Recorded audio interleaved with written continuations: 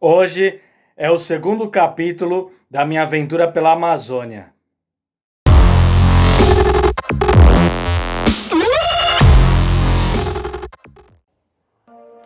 E aí, tudo bem com você? Eu sou Marcos Taguchi e este é o segundo capítulo sobre a minha aventura para a Amazônia.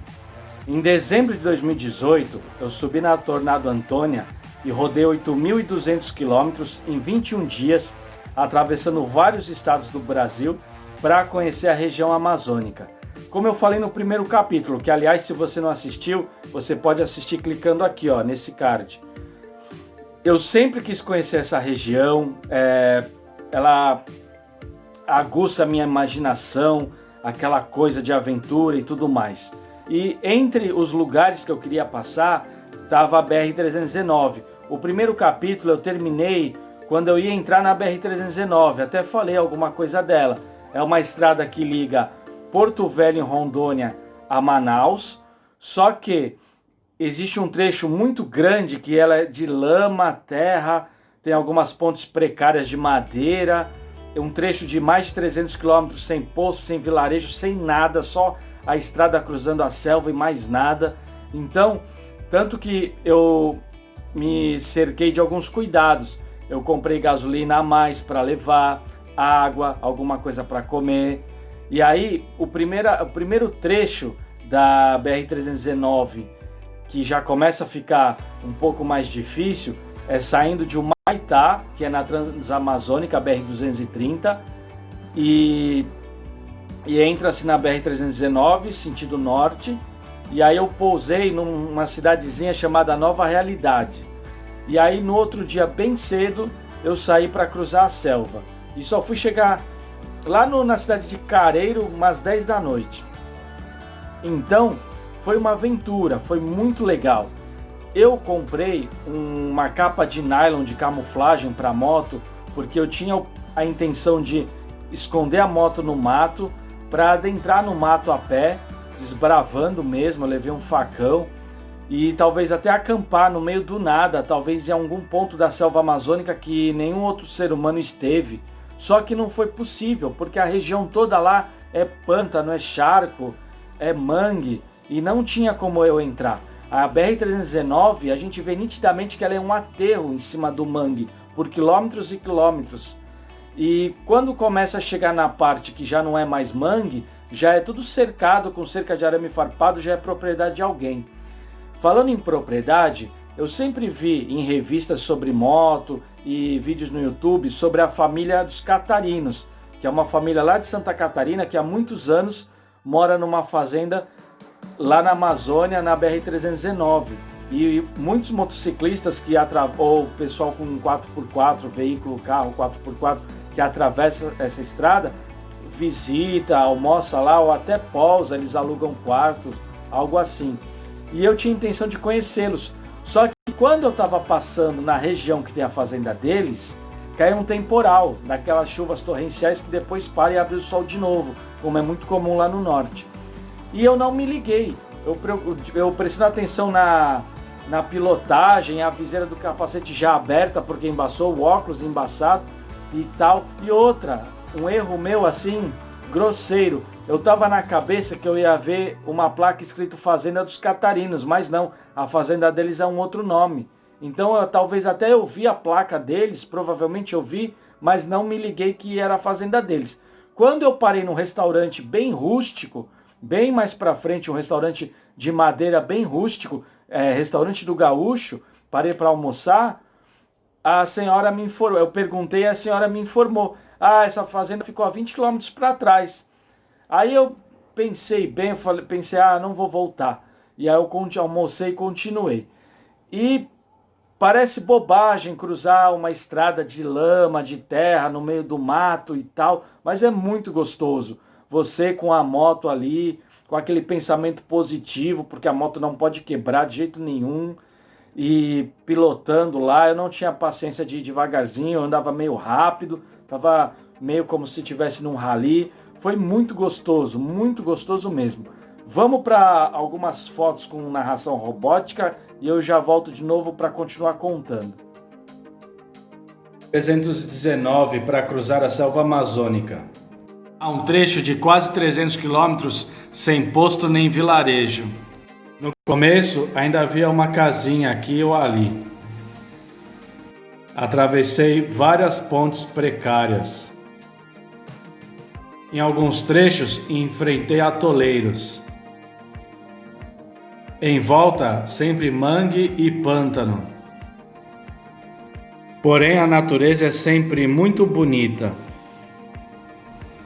Há muitas onças na região. Quem desafia essa estrada pode se dar mal. Algumas paisagens parecem de outro planeta. O verde é sempre abundante. A 319 rasga a selva até Manaus. Cidadezinha chamada Careiro. Fiquei no melhor hotel da cidade. Eu merecia algum conforto. Eu continuei a viagem e rodei aquela mesma paisagem de floresta, que ao mesmo tempo que encanta, chega uma hora que vai cansando. Por mais que eu estivesse curtindo pilotar a moto ali, e eu já estava querendo que chegasse logo em algum lugar. E nada, e vai. E eu sempre de olho para ver se tinha um lugar que eu pudesse esconder a moto e entrar a pé no mato, mas era tudo pântano e charco, como eu falei. Até que eu cheguei num lugar que tinha uma casinha azul de palafita na beira da estrada. Como eu falei, a estrada é tipo um aterro no pântano. Então essa casinha tinha paus espetados na lama e ela ficava na altura da estrada. Uma casinha de madeira pintada de azul, mas já bem velha.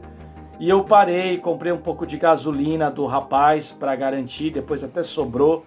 E era uma família jovem, o rapaz de uns 28, 30 anos, a moça um pouco menos, com um menininho. E conversando, ele até me contou que ele também não tinha como entrar na floresta ali, na selva. Ele, quando saía à noite para caçar, ele ia andando pela beira da estrada mesmo, para ver se achava algum bicho. Tem partes lá também que não é pântano e charco, mas é um mato emaranhado. Mas não é que é mato assim que você passa o facão e abre uma passagem. O mato o caule dele é da grossura de cabo de vassoura e de tronco de árvore mesmo, e tudo emaranhado. Então não adianta querer bater o facão que não vai cortar, teria que ficar serrando. Então é inviável querer entrar por esse mato. E áreas grandes com isso, com essa vegetação, e nem o rapaz que mora lá não entra. Ele vai pela beira da estrada para tentar achar uma caça à noite. E aí eu fui, depois veio uma parte que era asfaltada, mas cheia de buraco. É melhor andar no off-road, numa estrada de terra esburacada, com lama, do que numa estrada de asfalto cheia de buraco. Por quê? Os buracos se tornam o que eles chamam de panela, porque fica quase de 90 graus, uma quina em volta do buraco. Isso pode estragar a roda da moto. E eu desvia daqui, desvia dali, já estava escuro, o farol da Tornado é fraquinho, não teve jeito. Meti a roda da frente num buraco, bateu o fim de curso da suspensão, e olha que a suspensão da Tornado tem um curso longo. Bateu o fim de curso, deu uma pancada que eu pensei que tinha estourado os raios, que eu ia ficar por ali mesmo. Mas não aconteceu nada, eu continuei andando. Depois que eu fui ver um rachadinho do lado do pneu. Mas eu ainda continuei rodando com esse pneu por mais um ano até trocar. Não chegou a afetar a estrutura. E eu rodando, já estava de noite, até que eu cheguei numa cidadezinha chamada Careiro Castanho.